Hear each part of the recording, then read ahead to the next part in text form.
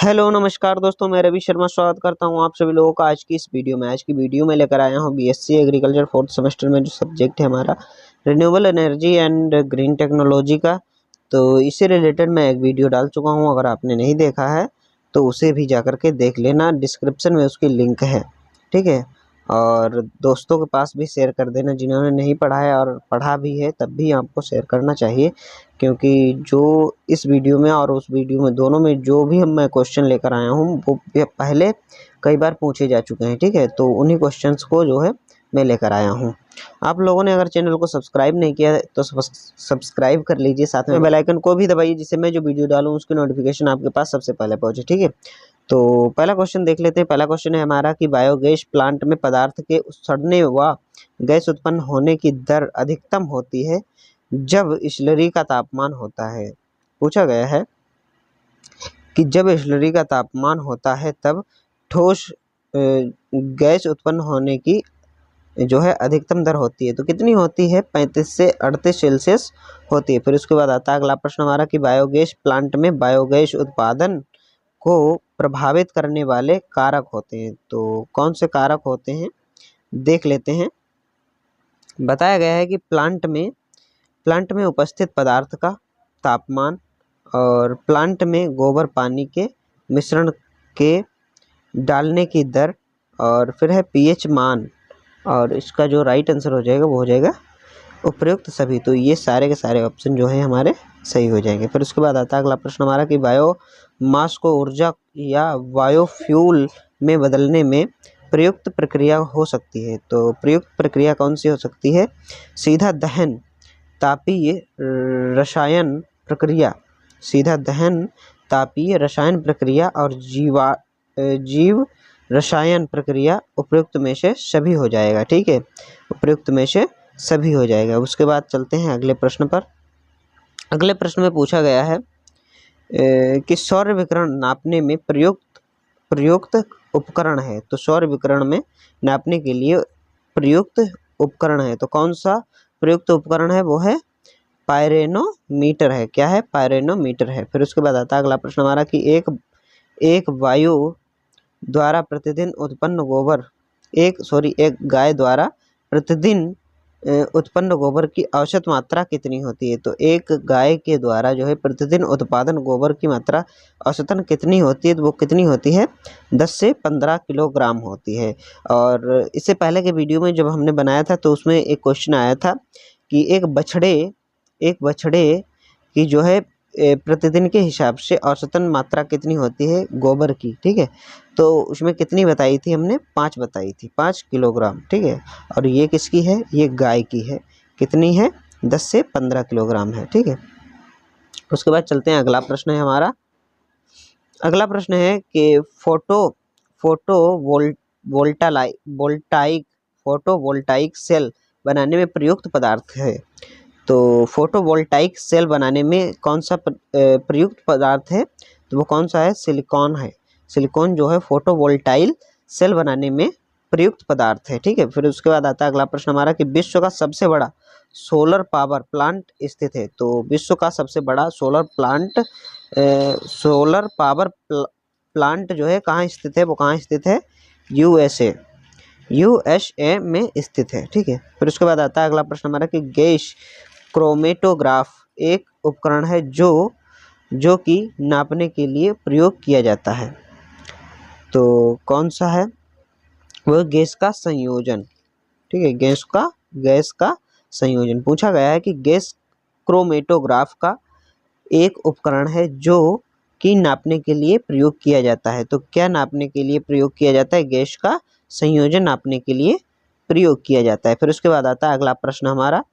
अगले प्रश्न में पूछा गया है कि किसी पदार्थ से नमी अलग करने के लिए सौर विकिरण में प्रयुक्त युक्ति है। तो किसी पदार्थ में नमी अलग करने के लिए, जैसे कोई पदार्थ है उससे नमी अलग करने के लिए सौर विकिरण में प्रयुक्त युक्ति है। तो कौन सी प्रयुक्त युक्ति है? वो कौन सी है? सोलर ड्रायर है। कौन सी है? Solar dryer. फिर उसके बाद आता है अगला प्रश्न हमारा कि सूर्य प्रकाश का निम्न में बदलना ही फोटोवोल्टाइक ऊर्जा है। तो कौन सी फोटोवोल्टाइक ऊर्जा है, वो है विद्युत ऊर्जा है। पूछा गया है कि सूर्य प्रकाश का निम्न में बदलना ही फोटोवोल्टाइक ऊर्जा है, तो कौन सी है, विद्युत ऊर्जा है। फिर उसके बाद चलते हैं अगले प्रश्न पर। अगले प्रश्न में पूछा गया है कि सौर पैनलों के लिए ऊर्जा का प्राथमिक स्रोत क्या है। तो सौर पैनलों के लिए ऊर्जा का जो है प्राथमिक स्रोत क्या है, वो है धूप है। ठीक है, क्या है, धूप है। फिर उसके बाद आता है अगला प्रश्न हमारा कि निम्नलिखित में से कौन सा जैव ईंधन वानस्पतिक तेलों या पशु वसा से प्राप्त होता है। पूछा गया है कि निम्नलिखित में से कौन सा जैव ईंधन वानस्पतिक तेलों या पशु वसा से प्राप्त होता है। तो कौन सा है, बायोडीजल है। क्या है, बायोडीजल है। फिर उसके बाद आते हैं अगले प्रश्न पर। अगले प्रश्न में पूछा गया है कि निम्नलिखित में से कौन सा पेय ईंधन कार्बोहाइड्रेट, ठीक है, कार्बोहाइड्रेट के किण्वन द्वारा निर्मित होता है। तो कौन सा है, वो है बायो अल्कोहल। बायो अल्कोहल जो है पेय ईंधन कार्बोहाइड्रेट के किण्वन द्वारा निर्मित होता है। फिर उसके बाद आता है अगला प्रश्न हमारा कि निम्नलिखित में से कौन नवीकरणीय ऊर्जा स्रोत कार्बनिक पदार्थ से प्राप्त होता है। कौन सा स्रोत जो है कार्बनिक पदार्थों से प्राप्त किया जाता है। तो कौन सा है, वो है बायोगैस। कौन सा है, बायोगैस। ठीक है, फिर उसके बाद आता है अगला प्रश्न हमारा। अगले प्रश्न में पूछा गया है कि सूर्य की कोर में उत्पन्न ऊर्जा का कारण है। सूर्य की कोर में उत्पन्न ऊर्जा का कारण है, तो क्या है, संलयन प्रतिक्रिया है। क्या है, संलयन प्रतिक्रिया है। फिर उसके बाद आता है अगला प्रश्न हमारा कि प्रत्यक्ष सौर ऊर्जा प्रयोग किया जाता है। तो प्रत्यक्ष सौर ऊर्जा प्रयोग कहाँ किया जाता है, वो है जल तापमान में, आशवन में और सुखाने में और उपयुक्त जो है सभी हो जाएंगे। इसमें से जो तीनों ऑप्शन हैं वो सारे के सारे सही हैं। ठीक है, फिर उसके बाद आता है अगला प्रश्न हमारा कि बॉक्स की तरह का सौर कुकर में बॉक्स का ढका होता है। पूछा गया है कि बॉक्स की तरह का सौर कुकर में बॉक्स ढका होता है। तो कौन सा जो है बॉक्स ढका होता है, दोहरे शीश परत से ढका होता है। कैसे ढका होता है, दोहरे शीश परत से ढका होता है। फिर उसके बाद आता है अगला प्रश्न हमारा। अगले प्रश्न में पूछा गया है कि सोलर वाटर हीटर का कार्य निम्नलिखित में से किस तकनीक पर आधारित है। तो किस तकनीक पर आधारित है, सौर तापीय प्रौद्योगिकी तकनीक पर जो है आधारित है। फिर उसके बाद आता है अगला प्रश्न हमारा कि गोबो ऊर्जा का सामान्य स्रोत है। तो कौन सा सामान्य स्रोत है, लकड़ी और गोबर। सॉरी दोस्तों, यहाँ पर लिखा है गांवों। ठीक है, गांवों का जो है ऊर्जा का सामान्य स्रोत है। तो सामान्य स्रोत कौन सा है, लकड़ी और गोबर का स्रोत है गांव में। ठीक है, फिर उसके बाद आता है अगला प्रश्न हमारा कि सौर स्थिरांक का SI मात्रक होता है। तो सौर स्थिरांक का जो है SI मात्रक कौन सा होता है, वोल्टेज पर मीटर स्क्वायर होता है। फिर उसके बाद आता है अगला प्रश्न हमारा। ठीक है, अगले प्रश्न में पूछा गया है कि पवन चक्की को कहते हैं। तो पवन चक्की को जो है क्या कहा जाता है, पवन टरबाइन कहा जाता है। क्या कहा जाता है, पवन टरबाइन कहा जाता है। फिर उसके बाद आता है अगला प्रश्न हमारा कि पवन टरबाइन की शक्ति हवा के वेग के समानुपाती होती है। पूछा गया है पवन टरबाइन की शक्ति हवा के वेग के समानुपाती होती है, तो कैसी होती है, घन। ठीक है, फिर उसके बाद आता है अगला प्रश्न हमारा।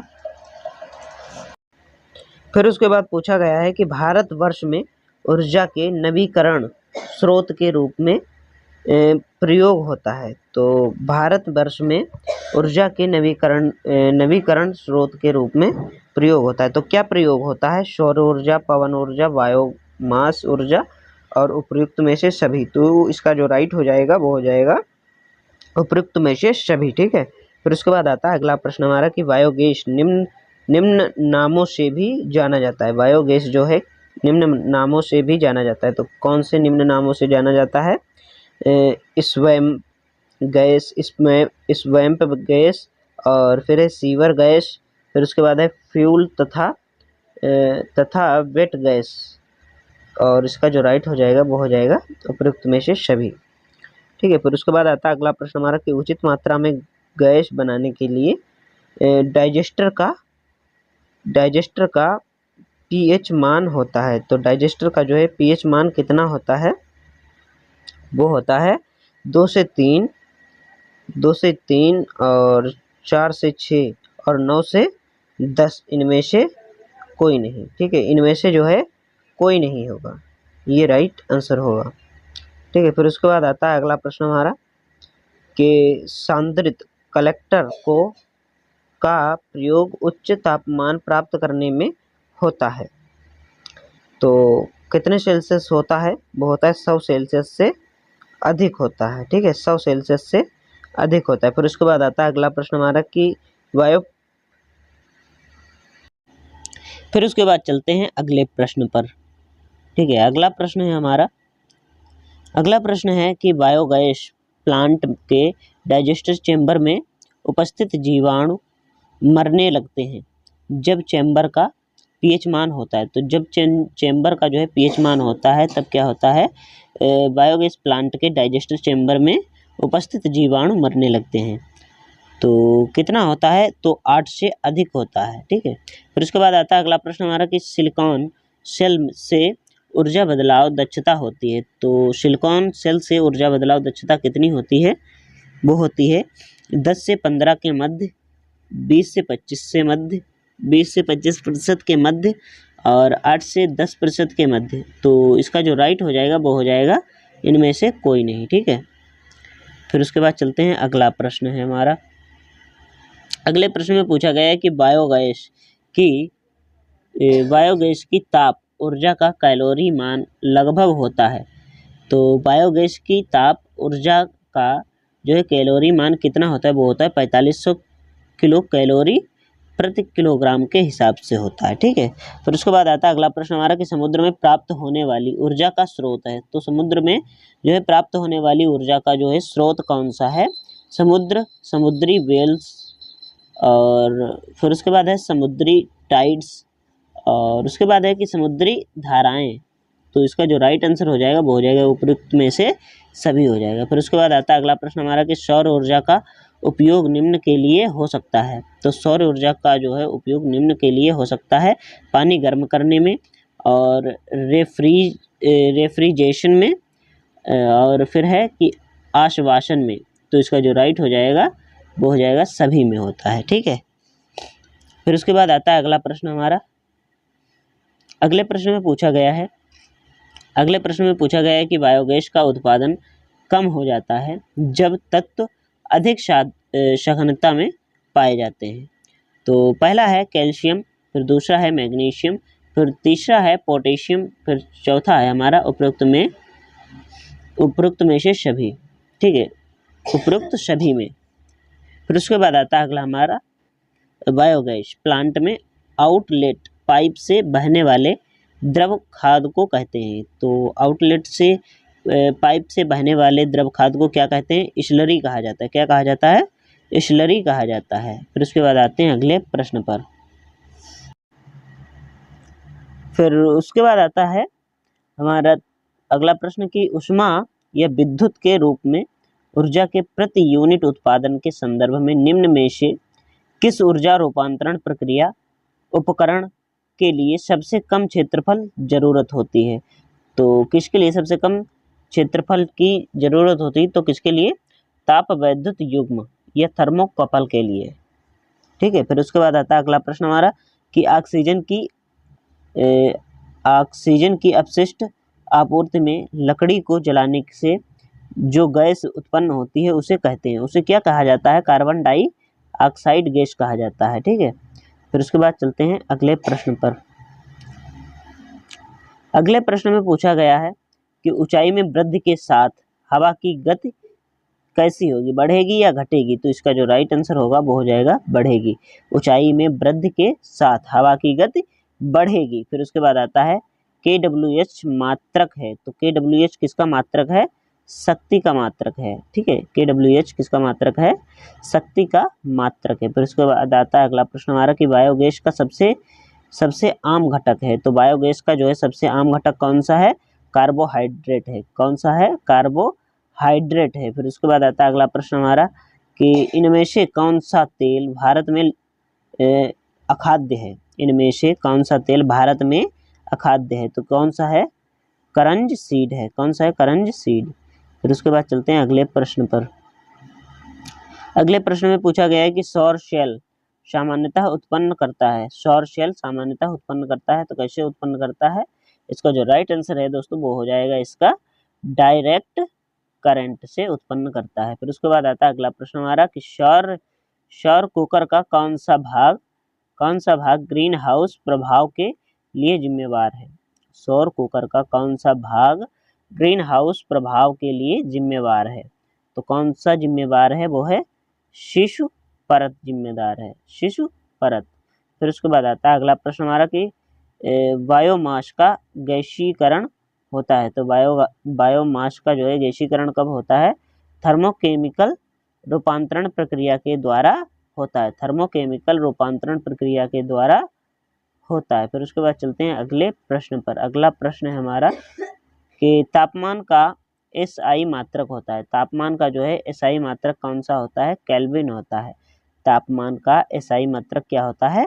केल्विन होता है। फिर उसके बाद आता है अगला प्रश्न हमारा कि सौर तालाब में निम्नलिखित में से किस सामग्री का उपयोग किया जाता है? तो सौर तालाब में निम्नलिखित में से किस सामग्री का प्रयोग किया जाता है? किसका किया जाता है? नमक का प्रयोग किया जाता है। फिर उसके बाद आता है अगला प्रश्न हमारा कि निम्नलिखित में से कौन सा सौर कुकर सबसे अधिक कुशल और कम समय में खाना पकाता है? तो कौन सा है? पैराबोलिक कुकर है। कौन सा? पैराबोलिक कुकर है। क्वेश्चन क्या है हमारा कि निम्नलिखित में से कौन सा सौर कुकर सबसे अधिक कुशल और कम समय में खाना पकाता है? तो कौन सा है? पैराबोलिक कुकर है। ठीक है, फिर उसके बाद चलते हैं अगले प्रश्न पर। फिर आता है हमारा अगला प्रश्न कि बायोगैस प्लांट के डाइजेस्टर में उपस्थित द्रव को स्लरी के ऊपर एकमात्र वेस्ट पदार्थ को कहते हैं। तो किसको कहते हैं? स्कम को कहते हैं। फिर उसके बाद आता है अगला प्रश्न हमारा कि जैव उर्वरकों के वाहकों में निम्नलिखित गुण होने चाहिए। तो जैव उर्वरकों के वाहकों में निम्नलिखित में से कौन से गुण होने चाहिए? एक तो हो गया है उचित pH होना चाहिए। फिर दूसरा है कार्बनिक पदार्थ अच्छी जल धारण क्षमता होनी चाहिए। उपयुक्त में से सभी। तो उपयुक्त में से सभी हो जाएगा। ठीक है, इसका जो राइट आंसर है वो उपयुक्त में से सभी हो जाएगा। फिर उसके बाद आता है अगला प्रश्न हमारा। अगले प्रश्न में पूछा गया है कि सोलर फोटोवोल्टाइक प्रणाली स्वतंत्र होती है। तो सोलर फोटोवोल्टाइक प्रणाली स्वतंत्र होती है। तो कैसे स्वतंत्र होती है? A ध्वनि से और B प्रदूषण से स्वतंत्र होती है। ठीक है, सोलर फोटोवोल्टाइक प्रणाली जो है स्वतंत्र होती है किससे? A ध्वनि से और B जो है प्रदूषण से, दोनों से। ठीक है, फिर उसके बाद आता है अगला प्रश्न हमारा कि फ्यूल सेल होता है। तो फ्यूल सेल कौन सा होता है? वो होता है हाइड्रोजन सेल होता है। फ्यूल सेल क्या होता है? हाइड्रोजन सेल होता है। फिर उसके बाद आता है अगला प्रश्न हमारा कि जीवाश्म ईंधन में कार्बन के अतिरिक्त प्रचुर मात्रा में पाया जाता है। तो कार्बन के अतिरिक्त प्रचुर मात्रा में क्या पाया जाता है? पहला हो गया है नाइट्रोजन, दूसरा हो गया हाइड्रोजन, तीसरा हो गया ऑक्सीजन और चौथा हो गया हमारा उपयुक्त में से सभी हो गया। ठीक है, फिर उसके बाद चलते हैं अगले प्रश्न पर। अगले प्रश्न में पूछा गया है कि किन राज्यों के समुद्र तट के किनारे व पहाड़ी क्षेत्रों में प्रायः पवन मिल अधिक सफल हैं। तो कहाँ पवन मिल जो है अधिक सफल हैं? कहाँ कहाँ? पहला है कर्नाटक, दूसरा है गुजरात, तीसरा है महाराष्ट्र, चौथा है हमारा उपरोक्त में से सभी। तो इसका जो राइट हो जाएगा वो जाएगा उपरोक्त में से सभी। फिर उसके बाद आता है अगला प्रश्न हमारा कि एनीमोमीटर एक उपकरण है जिसका प्रयोग मापने के लिए किया जाता है। एनीमोमीटर एक उपकरण है जिसका प्रयोग किसके लिए किया जाता है? जिसका प्रयोग हवा की गति को मापने के लिए किया जाता है। किसको मापने के लिए? हवा की गति को मापने के लिए किया जाता है। फिर उसके बाद आता है अगला प्रश्न हमारा कि प्राकृतिक गैस का मुख्य घटक है। तो प्राकृतिक गैस का जो है मुख्य घटक कौन सा है? CH4 है। कौन सा है, CH4 है। फिर उसके बाद आता है अगला प्रश्न हमारा।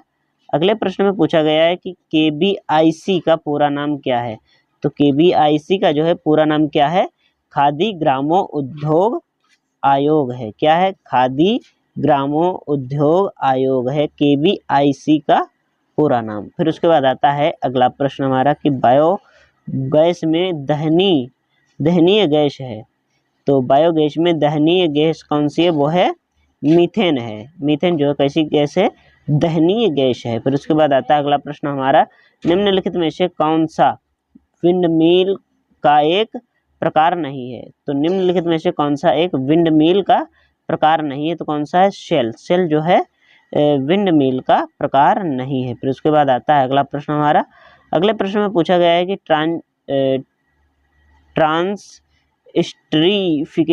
ट्रांसस्ट्रीफिकेशन संबंधित है। तो किससे संबंधित है, बायोडीजल से संबंधित है। फिर उसके बाद आता है अगला प्रश्न हमारा। अगले प्रश्न में पूछा गया है कि निम्नलिखित में से किस प्रकार के बायोगैस प्लांट में निरंतर दबाव पर गैस मुक्त होती है। तो किस प्रकार के जो है बायोगैस प्लांट में जो है निरंतर दबाव पर गैस मुक्त होती है, तो कौन से, KBIC के जो है KBIC के दबाव से बायोगैस प्लांट में निरंतर दबाव पर जो है क्या होता है, गैस मुक्त होती है। फिर उसके बाद आता है अगला प्रश्न हमारा कि बायोमास से चारकोल प्राप्त करने के लिए प्रक्रिया कहलाती है। तो कौन सी प्रक्रिया कहलाती है, वो कहलाती है आंशिक आशवन प्रक्रिया कहलाती है। कौन सी प्रक्रिया, आंशिक आशवन प्रक्रिया। काहे के लिए, बायोमास के चारकोल प्राप्त करने के लिए प्रक्रिया कहलाती है। तो कौन सी प्रक्रिया कहलाती है, आंशिक आशवन प्रक्रिया। ठीक है। फिर उसके बाद अगले प्रश्न पर चलते हैं। अगले प्रश्न में पूछा गया है कि LPG का मुख्य घटक क्या है। तो LPG का है मुख्य घटक क्या है, वो क्या है, ब्यूटेन। ब्यूटेन जो है LPG का मुख्य घटक है। फिर उसके बाद चलते हैं अगले प्रश्न पर। अगले प्रश्न में पूछा गया है कि सौर पैनल में सौर सेल को जोड़ने के लिए प्रयुक्त सामग्री होती है। तो कौन सी प्रयुक्त सामग्री होती है, वो होती है सिल्वर होता है। सौर पैनल में सौर सेल को जोड़ने के लिए प्रयुक्त सामग्री होती है, वो कौन सी होती है, सिल्वर होती है। फिर उसके बाद आता है अगला प्रश्न हमारा कि बायोगैस में इनके निशान नहीं होते। तो बायोगैस में इनके निशान नहीं होते, वो होते हैं हाइड्रोजन सल्फाइड का जो है कोई निशान नहीं होता है। बायोगैस में हाइड्रोजन सल्फाइड का कोई निशान नहीं होता है। फिर उसके बाद आता है अगला प्रश्न हमारा कि सौर तालाब खारे पानी का एक पिंड है जिसमें नमक की सघनता होती है, जिसमें नमक की सघनता होती है। इसका जो राइट आंसर हो जाएगा दोस्तों, वो हो जाएगा, कहाँ चला गया, सॉरी, सौर तालाब खारे पानी का एक पिंड है जिस नमक की सघनता होती है, जिसमें जो है नमक की सघनता होती है, वो कैसी होती है, ऊपरी सतह से बढ़कर नीचे की सतह तक जाना। फिर उसके बाद आता है अगला प्रश्न हमारा कि बैटरी की भंडारण क्षमता को व्यक्त किया जा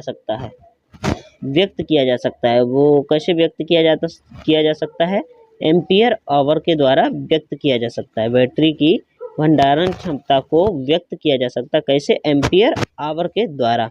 फिर उसके बाद आता है अगला प्रश्न हमारा कि IREDA का पूरा नाम क्या है। IREDA का पूरा नाम क्या है, Indian renewable energy development agency. क्या नाम है, Indian renewable energy development agency है, IREDA का पूरा नाम। ठीक है। फिर उसके बाद आता है अगला प्रश्न हमारा कि राष्ट्रीय सौर ऊर्जा संस्थान कहाँ स्थित है।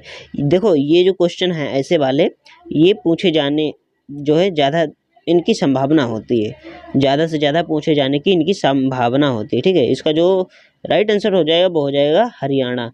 पूछा गया है कि राष्ट्रीय सौर ऊर्जा संस्थान कहाँ स्थित है। राष्ट्रीय सौर ऊर्जा संस्थान कहाँ स्थित है, हरियाणा में स्थित है। ठीक है। फिर उसके बाद चलते हैं अगले प्रश्न पर। अगला प्रश्न है हमारा, अगले प्रश्न में पूछा गया है कि सौर ऊर्जा की परिभाषित किया जा सकता है। ऊर्जा को जो है कैसे परिभाषित किया जा सकता है, वो कैसे परिभाषित किया जा सकता है, कार्य करने की क्षमता के द्वारा जो है ऊर्जा को परिभाषित किया जा सकता है। फिर उसके बाद आता है अगला प्रश्न हमारा कि सौर तालाब में निहित होता है। तो सौर तालाब में जो है क्या निहित होता है, 3 परतें निहित होती हैं। सौर तालाब में जो है 3 परतें निहित होती है। फिर उसके बाद आता है अगला प्रश्न हमारा कि सौर तालाब का उपयोग किस भंडारण के लिए किया जाता है। तो सौर तालाब का जो है उपयोग किस भंडारण के लिए किया जाता है, सेंसिबल ऊष्मा के द्वारा किया जाता है। किस भंडारण के द्वारा, सेंसिबल ऊष्मा के द्वारा। फिर उसके बाद चलते हैं अगले प्रश्न पर। अगले प्रश्न में पूछा गया है कि सोलर वाटर हीटर में गर्मी पानी रहता है। तो सोलर वाटर हीटर में जो है गर्म पानी रहता है, तो कैसे रहता है, इंसुलेटेड टैंक के नीचे रहता है। कहाँ रहता है, इंसुलेटेड टैंक के नीचे रहता है।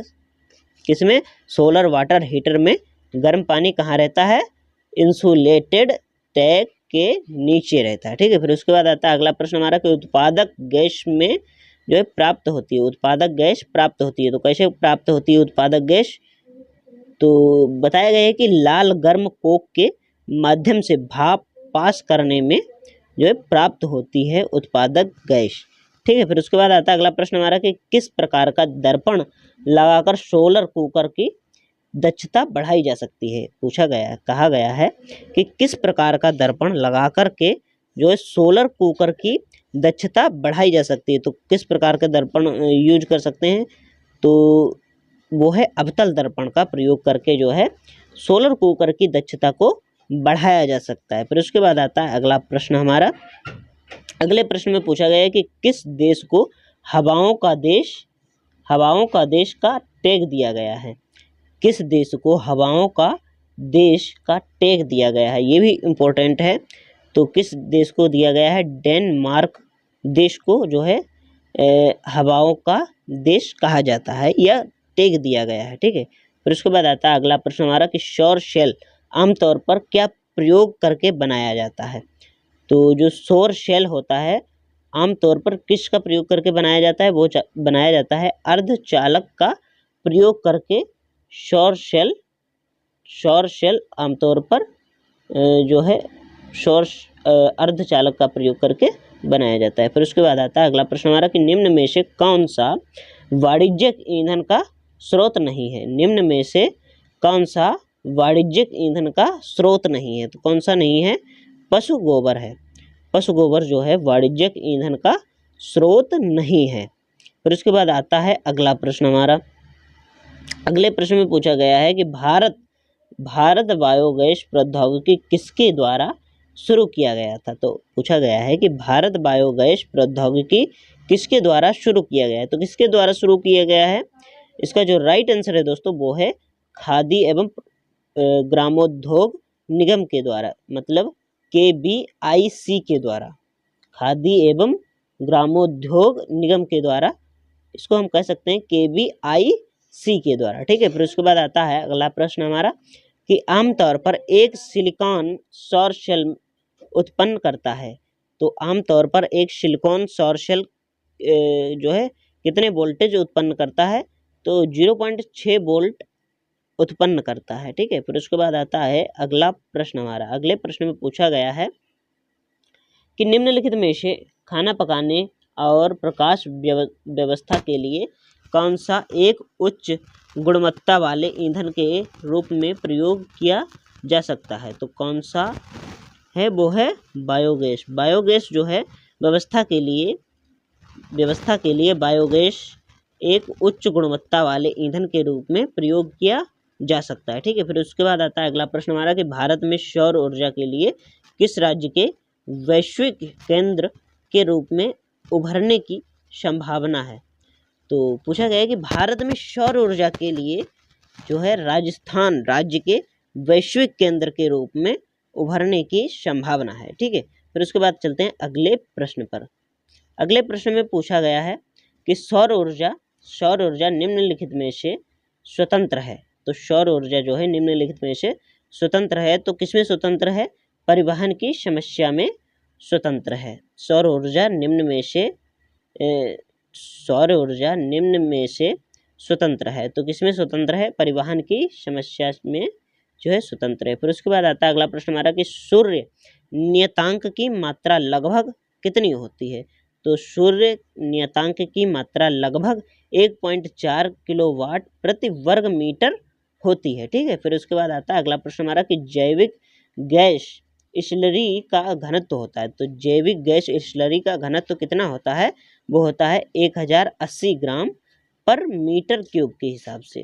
फिर उसके बाद आता है अगला प्रश्न हमारा कि जनता टाइप जैविक गैस संयंत्र का आकार सीमित है।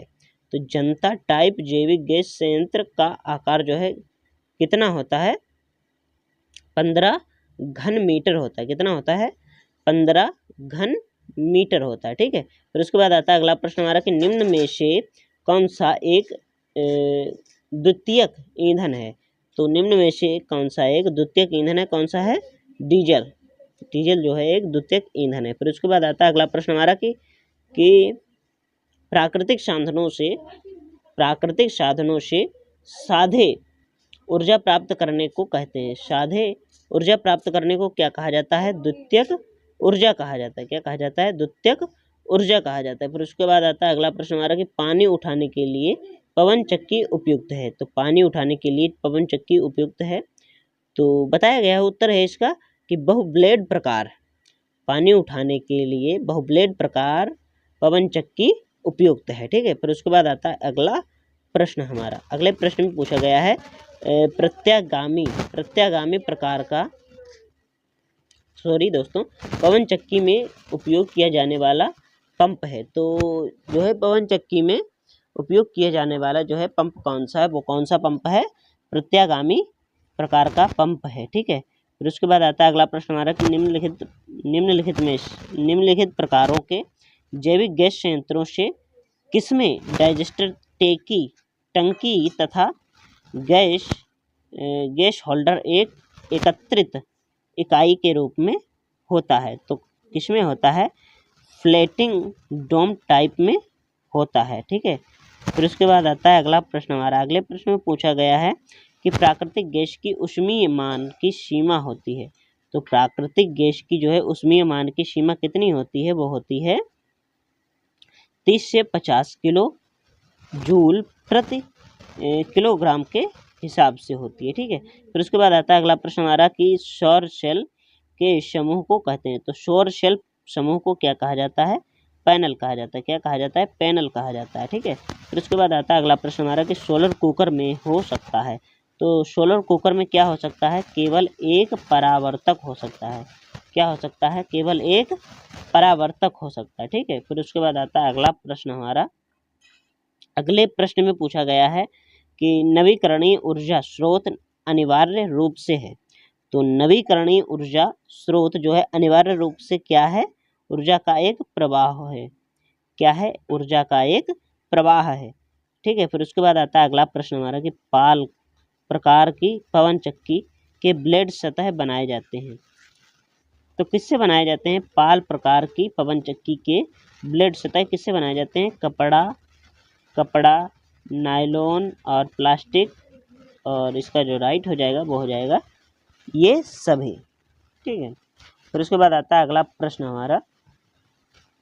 अगले प्रश्न में पूछा गया है कि पचा हुआ घोल डाइजेस्टेड स्लरी एक अच्छा स्रोत है। तो इसका जो राइट आंसर हो जाएगा दोस्तों वो हो जाएगा इसका प्रमुख पोषक तत्व हो जाएगा। क्या हो जाएगा? प्रमुख पोषक तत्व हो जाएगा। उसके बाद आता है अगला प्रश्न हमारा कि गति की किस सीमा पर पवन टरबाइन से विद्युत उत्पन्न होती है? तो गति की किस सीमा पर जो है पवन टरबाइन से विद्युत उत्पन्न होती है? तो किस टरबाइन से पवन विद्युत उत्पन्न होती है? तो वो होती है 30 से 35 मीटर प्रति घंटा के हिसाब से पवन टरबाइन से विद्युत उत्पन्न होती है। फिर उसके बाद आता है अगला प्रश्न हमारा कि स्टिकाकरण ब्रिकेटिंग है। तो स्टिकाकरण जो है ब्रिकेटिंग क्या है? वो है एक घनीकरण मतलब डेफिशिएंसी है। क्या है? डेफिफिकेशन है। क्या है? डेफिफिकेशन है। घनीकरण मतलब डेफिफिकेशन है। ठीक है, फिर उसके बाद आता है अगला प्रश्न हमारा। अगले प्रश्न में पूछा गया है कि जैविक गैस बायोगैस के उत्पन्न के लिए स्लरी का पीएच मान होता है, तो स्लरी का जो है पीएच मान कितना होता है, वो होता है 7 होता है। जैविक गैस या बायोगैस के उत्पन्न के लिए स्लरी का पीएच मान कितना होता है, 7 होता है। ठीक है, फिर उसके बाद आता है अगला प्रश्न हमारा, जब जीवाणु ऑक्सीजन की अनुपस्थिति में कार्बन पदार्थ को पचाते हैं तो जैविक गैस का उत्पादन होता है, इस प्रक्रिया को कहते हैं। तो इस प्रक्रिया को क्या कहा जाता है, अवायवीय पाचन प्रक्रिया कहा जाता है। क्या कहा जाता है, अवायवीय पाचन प्रक्रिया कहा जाता है। ठीक है, फिर उसके बाद आता है अगला प्रश्न हमारा। अगले प्रश्न में पूछा गया है कि सोलर पैनल में कौन सा घटक सूर्य प्रकाश को बिजली में परिवर्तित करता है। तो इसका जो राइट आंसर हो जाएगा दोस्तों, वो हो जाएगा